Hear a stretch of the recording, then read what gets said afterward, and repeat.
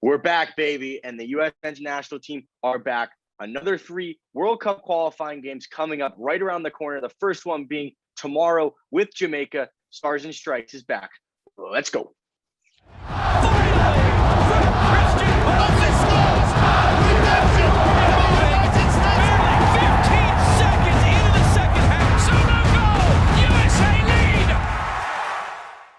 Yes, sir. That's right. We got another 3 World Cup qualifying games.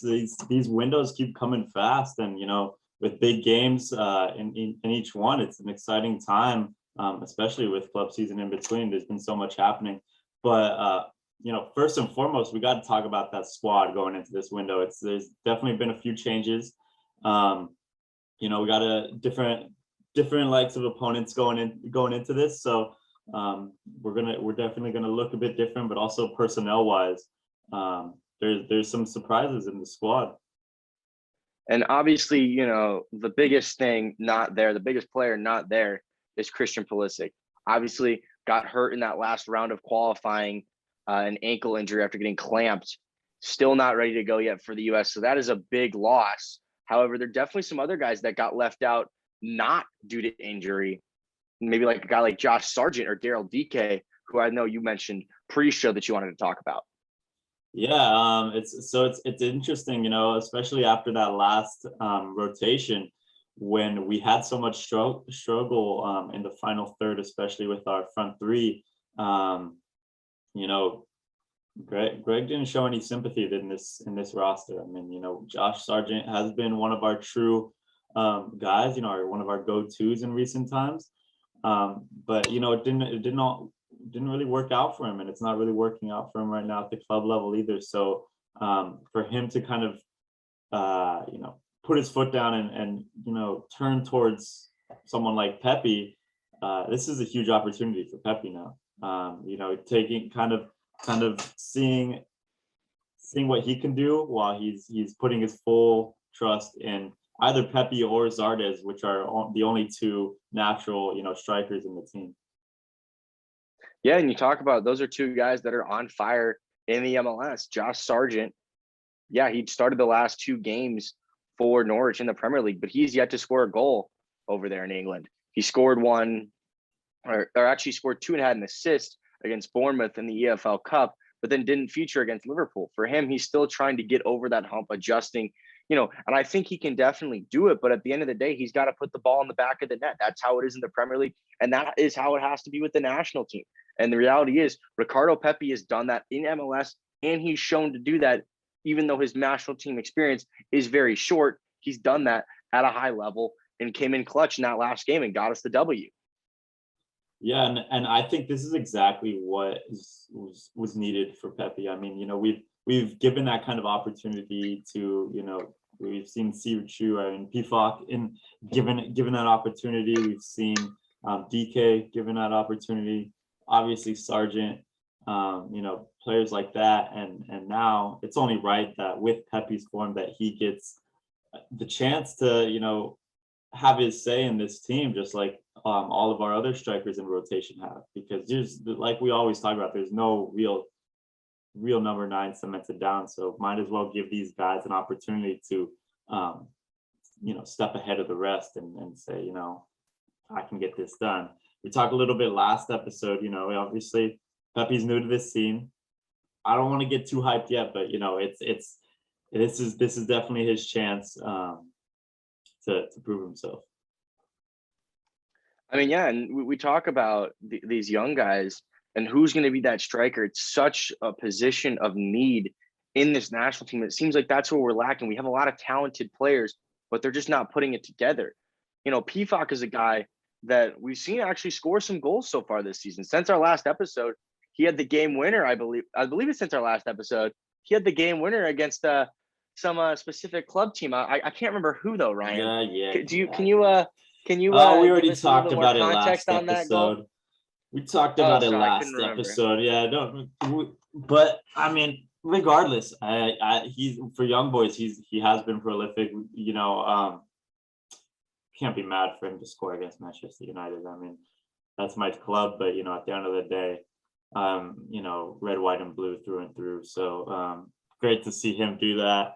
But I just looked up his stats: 3 goals and 1 assist in 6 games over in the Swiss league.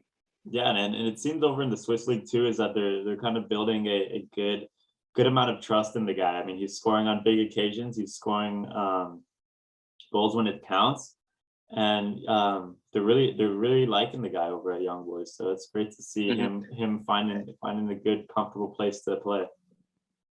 Yeah, and when you do look at the players who are in this squad, and I think it has to do with the fact that Christian isn't in the squad. We don't have that dynamic winger, that dynamic playmaker that can play the 10 that we're used to having. When you take a look at all these guys, obviously Matthew Hoppy makes his return. We'll talk about him in a little bit. But the other guys in the team, Giassi Zardes, Tim Way is back from injury, Pepe, Hoppy, Areola, and Brendon Aronson, these are very versatile players that can play in a multitude of roles. We don't have that typical number 9 target man. Obviously, Zardes is probably the most like that. And Pepe, he's a guy that likes to get in behind a little bit more. But we don't have that guy that you just bang balls up to and have him trying to hold up play and have players run off of him. Yeah, and looking at the squad overall, we talked about Christian Pulisic being out, Gio Reyna also still out. Regardless though, without our 2 best players, it still looks like a pretty solid squad, especially through the defense and especially through the midfield. And I think that's where our depth really shines is defense and midfield. When it comes to the forwards, however, I think that's where comes time for people to step up, and every camp becomes an opportunity for these guys. Hoppy, Pepe, even Areola back in the squad, and every camp is going to become an opportunity for these guys, especially when Christian and Giovanni are here, because positions are going to be available, and positions that are available are going to have to step up in their place. So this is huge for the forwards, and especially for those guys that aren't typically, given the opportunity on the roster or given the opportunity to start. And that's a good point that you just made there, because I mean, think about it. If everyone's healthy and we're going on, it's a do or die qualifier, or we're going on that plane over to Qatar, the only nailed down people in this squad, at least from a forward position, if they're fit, are probably Christian Pulisic and Gio Reyna. And I think you could probably say Brendon Aronson is starting to get up into there for his production, both with Salzburg and for the national team. But everybody else, I could see a world where very likely that they just take whoever's on the best form for the national team and for their club team. Obviously, Ricardo Pepe is that man in form, and I think he has the talent to be that guy, and hopefully he can establish himself and try and separate himself from the likes of other guys, because that's just something we need. We need that guy that's consistently there. And you take a look at a guy like Matthew Hoppy. He missed out on the last squad because of a little bit of club movement. He was moving over to La Liga from Schalke over in Germany, and now he's back in the squad. And I think that's a big thing, being that Christian isn't there, because he's the type of player that can kind of create something out of nowhere. He's very positive when he has the ball in possession, always trying to look for it, always looking for that cross, that shot. And I think that will really help a lot. And the reality is, you mentioned that this team has quality. This team has quality, and they need to get results here. We're tied for second. There are 3 teams over in the octagonal stuck on 5 points. We play a couple of them here in this qualifying period. I mean, we play Panama in the second game on the road in Panama. And the team in 5th, Costa Rica, on 2 points, a team that is pretty confident and thinks that they should be up in one of those World Cup qualifying spots. That's the 3rd game at home in Columbus. Like, this is a big qualifying period. We need to get at least 7 points for, I think, Gregg to be comfortable and the fan base to be comfortable in terms of qualifying, just based off of the first round of matches.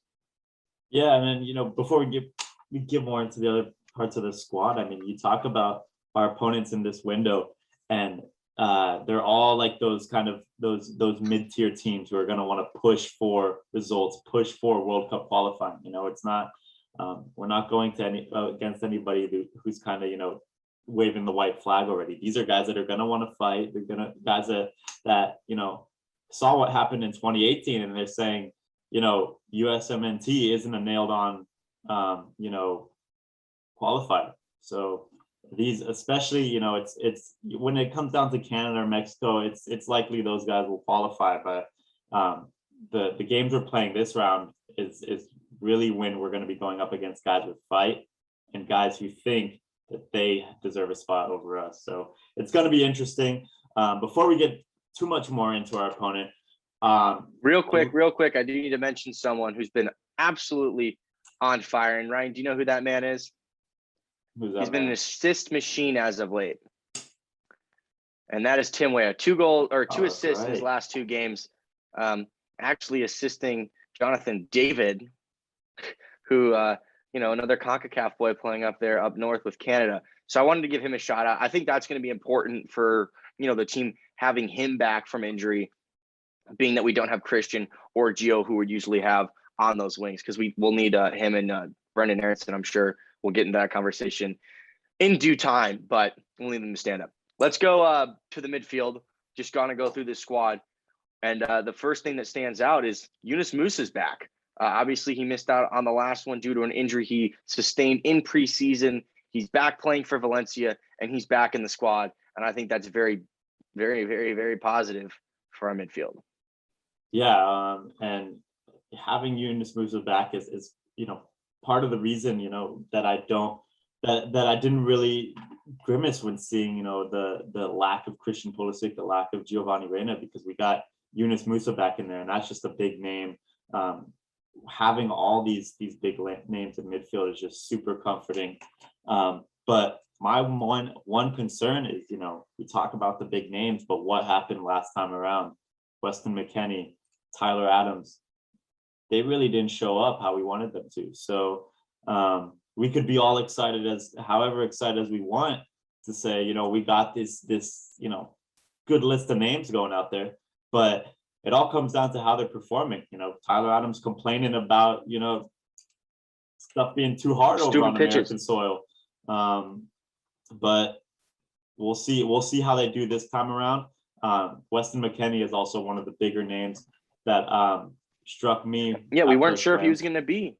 We weren't sure if he was going to be in the squad. Weston messed up. There is no ifs, ands, or buts about that. I mean, there's another word you could use that we won't use just based on rules and stuff, but it starts with an F, and he effed up. There is no if or buts about it. Gregg came out and said, he's moved past it. The squad has moved past it. They've all spoken, and I hope that's true, because Weston is a key part of this team. He's probably, when you talk about most important players, you could say he's number 2, maybe even number 3, probably number 2 behind Christian Pulisic. I mean, he's that important to this team, what he's able to do and his versatility within that midfield. And you talk about Eunice Musa coming back. I think Eunice Musa slotting in to that midfield 3 alongside Adams and Mckennie allows them to do what they do best. And Musa can be that link between the defense in possession and the attack. He's very comfortable in possession. He's comfortable under pressure in possession, what I think is the biggest key. At times we saw guys like James Sands and Jackson Ewell, particularly James Sands, in that final match of qualifying last time around, that really struggled when they got pressed.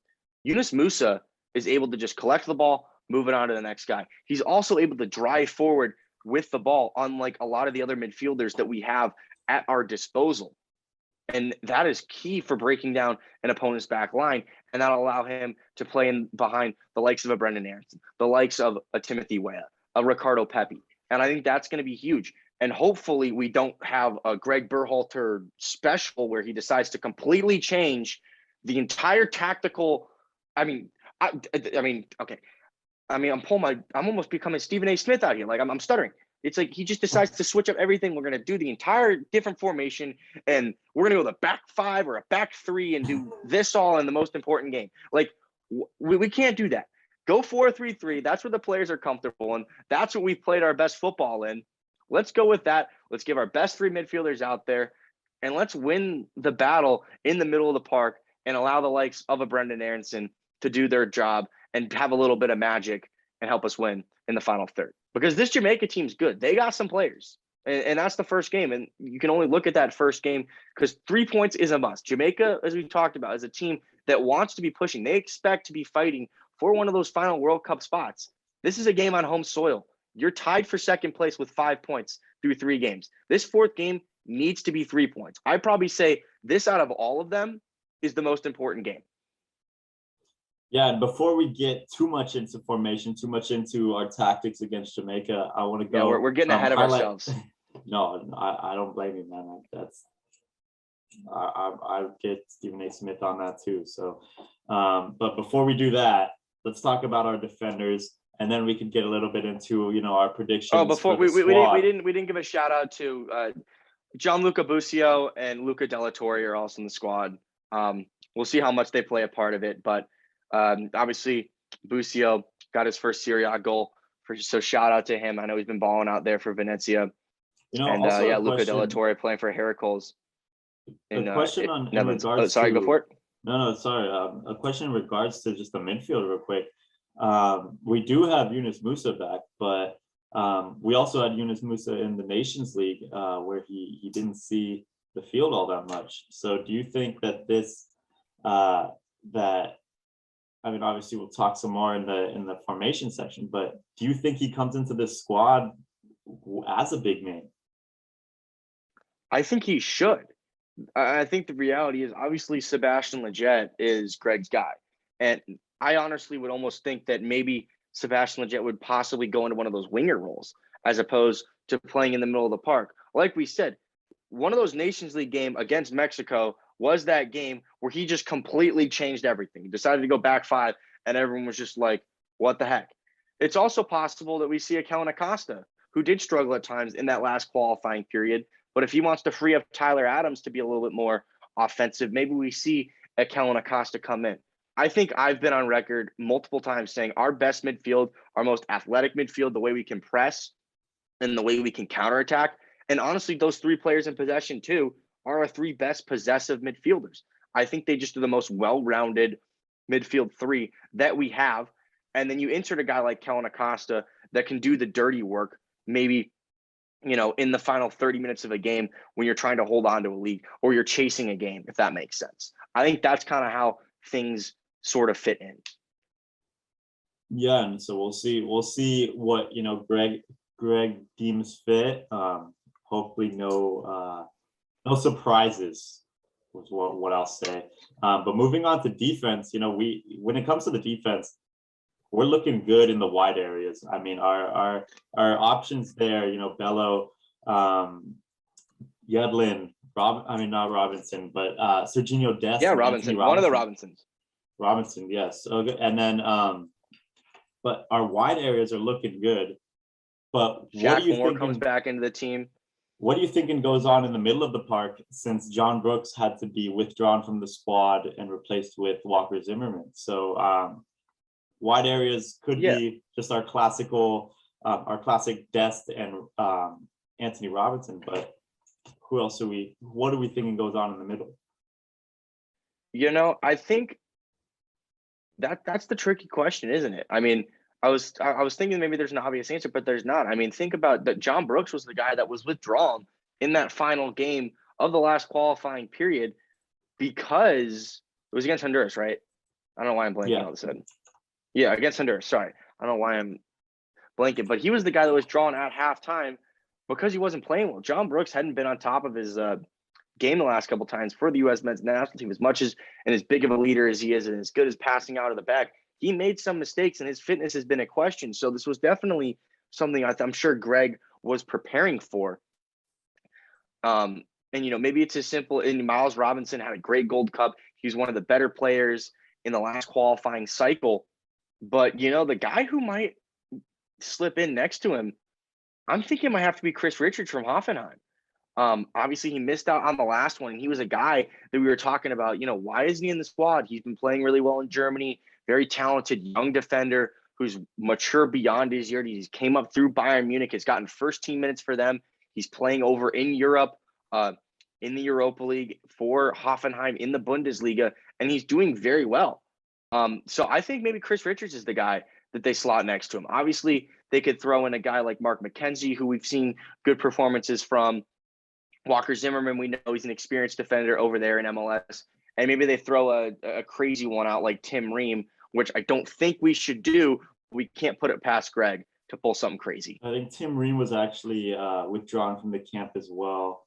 I think due to like family reasons or something.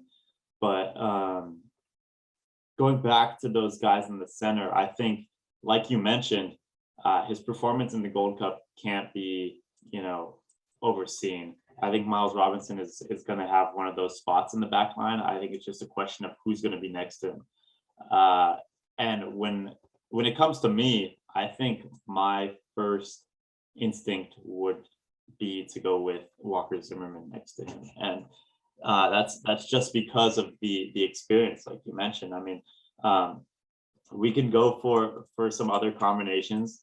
We can go for Mark McKenzie or whatnot, but I think Walker Zimmerman is going to give that team some more composure just because of his experience. We need somebody in the back who's commanding, who knows his game, and just because he plays MLS football doesn't mean that he's not capable to command this team from the helm. I think John Brooks does a great job, and it's almost irreplaceable, but the experience from Walker Zimmerman is going to be important in competitive games like this, especially seeing how we performed last cycle when there was kind of a struggle for leadership, when Weston Mckennie wasn't showing up. We need a leader in this side, so we'll see who comes up as that guy. And you talk about leaders, a guy that really needs to step up is Tyler Adams. We've heard him talk about how he thinks he should be the next captain, and I think now it's pretty clear that is Christian Pulisic in this team. But he's going to be a guy that has to step up. Whoever is in goal, that is a big question. We're going to talk about that. I think right now they're going to have to step up. I mean, who is going to be the goalkeeper? Obviously, Zach Steffen last time out wasn't fit. It was Matt Turner's 3 games. We got Matt Turner, Zach Steffen, and Sean Johnson. I think Sean Johnson pretty clearly the number 3 here out of this group. But for me, it's still Zach Steffen. I think what he's able to do with his feet, he's a good shot stopper too. I know he doesn't play week in and week out for Manchester City. However, I think in terms of just his overall game and the way that the team performs around him is a little bit better than Matt Turner. And these are games that we have to go out and dominate. Yes, maybe he's going to have to come up with a save here and there. And Matt Turner is probably a slightly better shot stopper, but the ability to distribute effectively and the confidence that the rest of the players on the pitch have in their goalkeeper when the ball comes to him, I think that is where Zach Steffen separates himself here from Matt Turner. Yeah, I'm gonna have to agree with you there as well. I mean, Zach Steffen just offers a lot when it comes to getting our team moving, and that's something we struggled with in the last round of World Cup qualifying matches. I mean, just getting out of our half and keeping the ball on the opponent. So I think it all stems from a goalkeeper, building out from the back. So that'll be really helpful to have Zach Steffen back in the team. Especially a commanding guy like he is. And 2, Matt Turner has had a good show of games recently. So now seeing that Zach Steffen is back, I think it's only right that he slots in for this next round of competitive games, and then we can go from there, see who has been performing best in the national team environment for our 3rd round of qualifying. But for now, I think for sure, like you mentioned, it's got to be Zach Steffen. Okay, and I think we talked about Zach Steffen. We mentioned it a little bit beforehand, the craziness that Gregg has done in terms of all of his formations at probably the worst possible times. I mean, of course, we can get into that conversation. Be too critical of Gregg, given that he has won 2 tournaments over this past summer, and the start to qualifying isn't too terrible. But at times, and he's been able to correct those mistakes, but if you don't make the mistakes in the first place, you don't have to correct them. So I think we have to go 4-3-3. That's pretty clearly where this team feels most comfortable. That or 4-2-3-1, where you play someone in the 10 and as an attacking midfielder centrally. So, I think it's pretty clearly that, we'd agree with Zach Steffen. And then you got your 2 center backs. The partnership still up in the air, obviously, especially with John Brooks being withdrawn from the squad. Serginho Dest on one of the wingback roles. And I think pretty clearly in that last round of qualifying, Anthony Robinson has begun to separate himself as the main man over there on the left side. But we can't rule out maybe Gregg putting Serginho over on the left and inserting a guy like DeAndre Yedlin. Yeah, we can't. I think we can't rule out Dest not starting, because I think his performances in the last round were pretty poor, and so we can't really afford that in another round of competitive games. So that could be a conversation that Gregg is also having with himself. Good point. Anthony Robinson performed incredible. I think he's really taken the role of that left back position, but Dest was questionable last time around, and which I hate to say, he's one of our biggest players at one of the biggest clubs in the world, but you can never be too comfortable. So we do have other options, like we mentioned earlier. Our fullback options are deep, so at no point should Dest feel that he has a nailed on spot at right back or left back. Oh, I mean, that is a fantastic point. And you talk about deep. Think of the guys that aren't in this squad. You got Brian Reynolds, who's still trying to break through over at AS Roma, but he's a very talented attacking fullback. Joe Scaly over at Borussia Mönchengladbach scored his first career goal over in the Bundesliga this past weekend. And you got a guy like Reggie Cannon as well. There you go. Good point. Yeah, Reggie Cannon, we know what he's done. He's done well for the national team as of late. A guy like Shaq Moore comes into the squad. So maybe he gets a shout. He had a really good Gold Cup. So that, like you mentioned, that is a very deep position, and no one really is safe. I think, like I said, Anthony Robinson is starting to separate himself as that go-to left back, and Serginho Dest is the most talented out of the group in terms of the right-sided defenders, but you got DeAndre Yedlin, who's the most experienced. So I think right now it's between the two of them, if it were, through my eyes. And I think Serginho, just based on what he can do going forward and the creativity that he has, especially being that we don't have a guy like Christian Pulisic or Giovanni Reyna in this team, and it's going to need some creativity. I think we're going to need a little bit of flair from Serginho and to try and unlock something going forward, because like I said, these are tough teams that we got going up against. But yeah, moving on to the midfield, I think we both agree in terms of the three midfielders, Musa, Adams, Mckennie, and then obviously you can have maybe a guy like Kellen Acosta slip into the six and do a couple little different things. I don't know, maybe if you're trying to really possess something, you could throw a guy like Gianluca Busio, who's really good in possession. Sebastian Lletget, we know he's good. Christian Roldan probably coming up off the bench to play, a similar, very versatile player, kind of do cleanup role as we've seen him do in the past. I don't expect Luca Della Torre to really feature that much.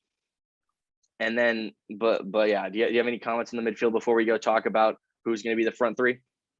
Not too much. I think the biggest one is just going to be where Lletget plays, because Lletget is going to play, and if he's a part of that midfield three, that means that Musa is most likely not going to play.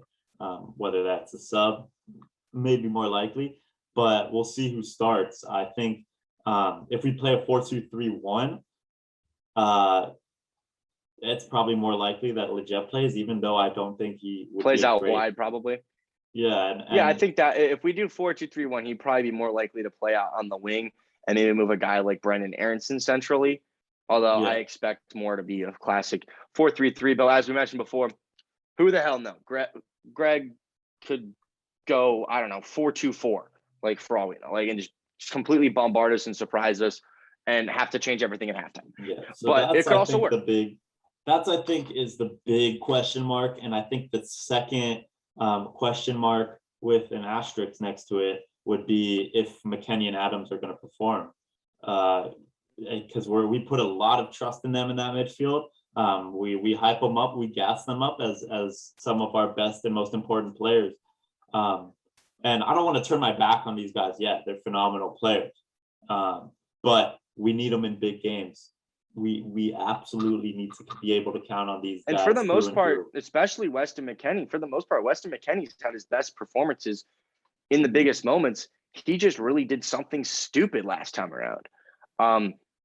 Tyler Adams in that Honduras game was playing out at right back. Obviously, we see him play for Leipzig in that role at times. But I think we both agree he's better as a central midfielder, and the team looked better when he was centrally, and James Sands was nowhere near the ball. And thank goodness he's not in this squad, because honestly, I'm not trying to be a James Sands hater, but he's just not good enough. I mean, you just can't play.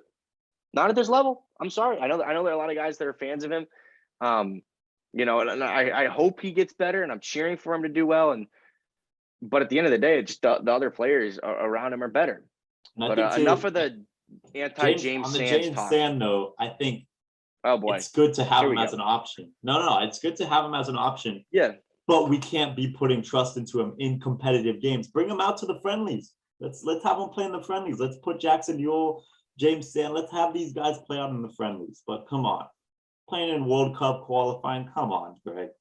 We need. That's fair. We need good players. That is completely fair. All right, let's wrap this kind of segment up by talking about who's going to be in that front three. That's the biggest question mark. No Christian Pulisic, no Gio Reyna, no Josh Sargent. Who's going to have to step up? And for me, it's Brendon Aronson. We've seen him perform for the national team in pretty much every time he's gotten the opportunity. He had an off game against Canada. He came off from the start, didn't play great, and then he stepped up and scored in back-to-back game. Or excuse me, it wasn't against Canada. He had a poor game against El Salvador starting from the start, came off the bench, and then ended up scoring goals in the next two games. So I think a lot of it has to fall on the feet of Aronson. He's been playing really well. And 5 goals and 3 assists in 10 appearances for Brendon Aronson in a USMNT shirt. We talk about how dynamic he can be coming off the bench. But I think he's going to have to do it from the start here, and he's going to have to step up. Yeah, that's exactly what I was thinking too. Is we talked about him being a great guy off the bench, but I think he could be so much more than that. He's a phenomenal player. He's killing it over at the club level, and he got to take his game to the point of maybe even pushing Gio Reyna. That may be a couple years in the future, but I don't think he can't do it. I think he needs to start pushing. Agree. I think he needs to start pushing himself to be a starter, man. He's got talent, and he's good for so much more than being a guy off the bench. So yeah, and there was one. I was going to say there was one ball. It was actually against Tim Weah and Lille in the Champions League that he played. Ended up winning the penalty for Salzburg, who've just been penalty machines so far this Champions League. It's actually absurd the amount of ones that they've gotten. But he played an absolutely fantastic through ball that completely opened up everything. And that was against a fantastic, team that had just won a league title, beat PSG, Jose Fonte, European champion, playing into that defense. And those are the type of unlocking passes that we need from our attacking players in transition, because the teams we're playing are not really just going to sit back. Panama probably will and just absorb things, but Jamaica is going to come at us. Costa Rica will come at us with the ball, and we're going to need players like that. So I think Brendon Aronson, you could argue, is the most important attacking, or at least creative attacking option that we got. And then going in terms of the other wing, it's probably, for me, going to come down to Tim Weah or Matthew Hoppy. I want Tim Weah. That's what I was about to say. I tend to lead Tim Weah. I think Tim Weah, with his pace, his ability on the ball, his crossing ability, with the likes of a guy like Ricardo Pepe, who's very good in the air, I think he kind of completes it. I think he's a little bit more along and a little bit more mature than a Matthew Hoppy. Hoppy can offer something maybe Tim Weah can't coming off the bench, if that makes sense. Yeah, and I totally agree with you. Wanted to correct you real quick. Jose Font is a former European champion. Right now, it's my boys in blue, the Azzurri. So no longer the Portuguese, I'll have you know. Okay, well, you know what I meant. I'm just meant like a guy that's won a European. Of course. No, I'm just that's all I meant. What happened to the phrase "once a champion, always a champion"? Not when my Azzurri come around, that's for sure. But Back to the Okay. conversation of Tim Weah. Where were the Azurdi in that 2016 tournament? Yeah, what is that? 5 years ago? Come on. I'm just messing with you. But this is a Tim U.S. Weah, show. man. This is an American show. Come on. Yeah, I gotta support my Italian roots at the time too. But like I mentioned earlier, red, white, and blue through and through. Woo. Through and through. There we go. It's harder to do that when you're not looking. All right, back to football. Let's go. Yeah, so Tim Weah, I think, just has a really good aura around him right now. Just the confidence and the performances that he's been putting out after just terrible injury one after another. It's just really impressive, and I think that's, like you mentioned, the maturity over Matthew Hoppy that Tim Weah is able to provide, even as a young player, along with his skill set, is really positive. And I think he keeps pushing on with this kind of confidence. He's going to be a great player for us. So I really want to see him take up the reins, and who knows, maybe we could be talking about him down the line as a guy who should be pushing for a starting position as well, like we were with Brendon Aronson, because I think he's really got it in him. So, and then talking about the guys up front, Ricardo Pepe, Giassi Zardes, that's who we kind of tend to think might be the guys who are most likely in contention for that number 9, unless Gregg decides to do a false 9 thing with Sebastian Lletget, which again, we can't rule out. But I think it has to be Ricardo Pepe. The form that he is in, what we saw from him against Honduras, his ability in the air, his finishing, just that natural ability to be in the right place at the right time is why he needs to start. I think Giassi Zardes is a really good player coming off the bench, because as much as people give him shade for his poor first touches at times, maybe his lack of ability, in build-up play, he's delivered for the national team the last couple of times he's been out there. We saw him score really important goals in the Gold Cup. We saw him score important goals in qualifying in the past, over in Nations League, whatever it is. Giassi Zardes has been pretty consistent in terms of being effective on the national team scale. He's been playing really well in MLS as of late too. So it's not a bad thing to have a guy in form on the bench. But for me, I just think Ricardo Pepe, given the totality that he offers this team going forward, is the guy that we have to go with, at least for this first game. If he poops the bed, which I hope he doesn't, and I don't think he will, then you turn to an experienced guy like Giassi Zardes. But in a home game that you got to win, and against the Jamaica team that's going to be athletic, we know what they can do. They like to hit those long balls forward. They got a really good goalkeeper in Andre Blake. We need a guy that can put the ball in the back of the net. And I think right now, the guy that can do that the most effectively is Ricardo Pepe. Pepe! I think absolutely he's got to be given a chance, just like everyone else has. And dude, there's a reason why all these big clubs are looking at the guy right now. This form that he's on is, you can't turn a blind eye to it. So you've got to start him when he's on form, and that time is right now. He even came out and said, "Oh, all those rumors you're hearing about these big teams are true." So I mean, what a guy to be that confident in his skill right now, and in his performances. Get this guy at the helm, and let's see what he can do in some competitive games. Let's see what he can continue to do for, not just MLS, but now for the national team as well. So it's got to be Pepe for me. And then specifically looking at that first game against Jamaica, we've won the last two games against them. 1-0 win in the Gold Cup quarterfinal. That was the game-winning goal from Matthew Hoppy just a couple of months ago, and then a 4-1 victory in a friendly as of late. No Leon Bailey for the Reggae Boys. He's out with an injury that he sustained with Aston Villa, but a couple other players that we got to mention to look out for. Junior Flemings, and then obviously Andre Blake, that great MLS goalkeeper for the Philadelphia Union, and then Michail Antonio from West Ham United.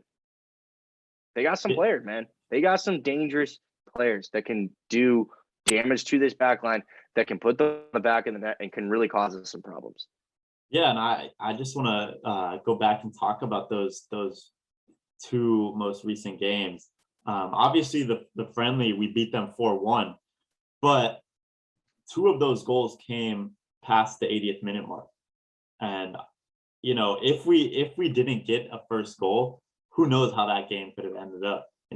I think Jamaica is going to hold out strong for as long as they can. And it all comes down to, getting a goal in the back of the net before they have to start committing people forward. So you could see that in our Gold Cup game. It was 1-0. We had we had to push hard against them.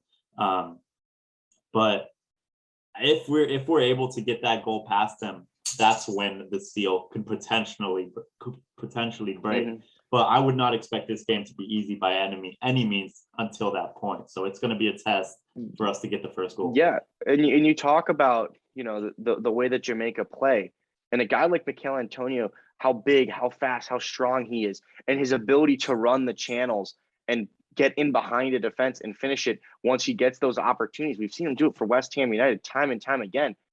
And that's part of the reason why I think we need to start Chris Richards. I think Chris Richards' athleticism and his ability to run. Richards is a fast dude. That can't be overlooked in terms of a center back. He'd be able to run with Michail Antonio. And I think he's mature enough and he's shown his positional awareness enough, being that he's been able to play week in and week out over in Germany and been able to make mistakes and learn from those mistakes. He'll be able to be positioned enough so that he won't get burned by the likes of Michail Antonio, if that makes sense. Yeah, of course. I mean, I think that's going to be, huge test is taking care of the Michail Antonio down the middle, and that's going to come down to not only center backs as well, but the midfield too. I mean, last window we were looking barren in midfield. It was a mess, to say the least. At times it looked very disorganized, very dysfunctional. So to prevent there being even channels to begin with, we gotta make sure our midfield's tight and locked down. So it's going to be a team effort taking care of these guys, both physically and athletically. Is that a word? I don't think so. Athletically, physically, I think physically covers it. We'll get it, journalism physically works. Big J journalism here, baby. Yeah. I mean, more so physically in the context of being strong against these guys. They're a physical team as well, but also, they're a quick team. A team that's going to want to hit us with some pace. They're going to play fast. So, yeah. They get the ball, they get rid of it, they try and go forward. I mean, that's how they play, and we got to be ready for it. And I think Gregg will get the boys ready for it. Real quick, we probably should have mentioned this when we were talking about the fullbacks, but I completely slipped my mind. But Julian Araujo is gone to Mexico. A talented player, been playing well for the LA Galaxy. We saw him play with the Olympic qualifying team. He got a cap earlier this year, but at the end of the day, I don't think it's the end of the world. We were talking about it's a deep position. We got Serginho Dest. We got DeAndre Yedlin. We got Brian Reynolds. We got Joe Scaley. We got Reggie Cannon. The list goes on and on and on. And I think Julian, the reason he probably chose Mexico is that Mexico doesn't have the depth in that position. Absolutely. Yeah. And that's the thing. I mean, I think Araujo's a good player. He's had his moments when he's been questionable, but being a local LA Galaxy player, I love the guy. But I think it just comes down to where he's going to get the most play time. And we're not in the position to be begging for players right now. We've got options in those positions. Mexico, I can't say the same for. So he's going to go where he doesn't have where there's not as much as a fight to get into the to the starting 11. And right now it's not looking likely for just anyone to get into our fullback position with all of our options. So it's the team's deep. It is what it is. Yeah. And I think this one maybe is a little bit more stinging than a guy like we saw Efrain Alvarez, another LA Galaxy player, go, because I think Araujo can have a bigger impact on the national team for Mexico than Alvarez will. But it is what it is. But you know what? We go again, and we got a big 3 games to worry about. That's not even on their minds right now. And the only thing that should be on their minds is getting 3 points at home against Jamaica. Ryan, will they do it? Score predictions. Let's hear it. Going 2-0. Brendon Aronson gets one. Okay. Brendon Aronson gets one, and I could see a set piece goal from Miles Robinson. Okay. I like the way you're thinking. I was thinking 2-1 or 2-0, 2-1. You know what? I'm going to go 3-1 to the U.S. I think maybe Jamaica pulls something out. Maybe a little defensive mistake without the likes of a John Brooks back there. But I think Brendon Aronson, you mentioned, is going to be an X factor. I think Tim Weah gets on the score sheet. So both of us have the U.S. getting 3 points, and that's all that matters here in qualifying. 3 points has got to be the goal. And I mentioned, obviously, you got to be thinking 9 points. They were saying 9 points out of 3 games. That's got to be the mindset. I think the goal here, a realistic one to feel comfortable, is 7. I think we both agree on that one.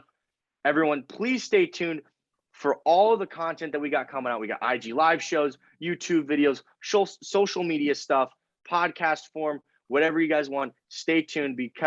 Keep up with all of our, social platforms, everything coming out. Thank you guys all for joining. I know it was a bit of a all over episode. Let's hope the boys aren't as all over and they're a little bit more organized that we are tomorrow night. The U.S. take on Jamaica, 4:30 Pacific time. We'll see you guys soon. See you.